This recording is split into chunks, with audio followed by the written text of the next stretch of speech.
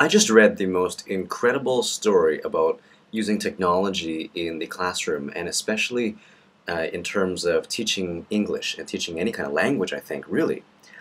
And what it is, in the story that I read, was about how 9-year-old children in California started using the iPod Touch from Apple to practice their reading comprehension, to try to improve their reading speed by recording themselves and then listening to themselves and then using that as a way to further improve and to test themselves. Also, they would have to show that to their teacher somehow. Now, I'm sure there's more details to the program, but that really inspired me because as an English teacher, I'm always thinking about how to implement technology to help students learn better and faster, which is something I talked about just over the last weekend about using technology, about using social media and things like that.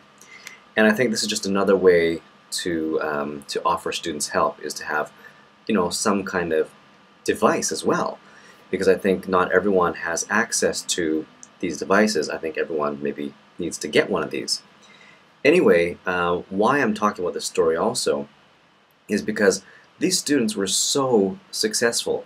They improved 6 times their rate of improvement, or their learning rate, their rate of learning jumped 6 times over the average. And that's really just incredible.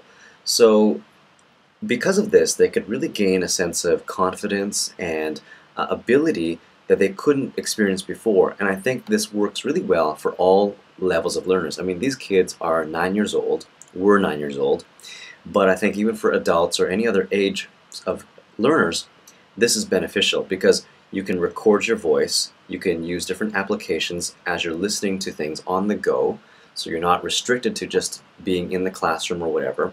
You can view things online, and I think the biggest thing is that you can prepare ahead of time for whatever classes or whatever you may be doing, and then get feedback from your teachers by listening to the material and getting feedback, and also just for your own self-study. I think this is a great tool.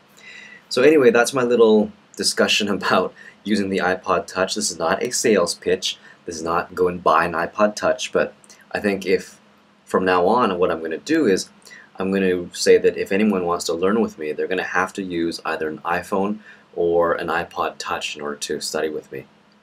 Let's see what happens.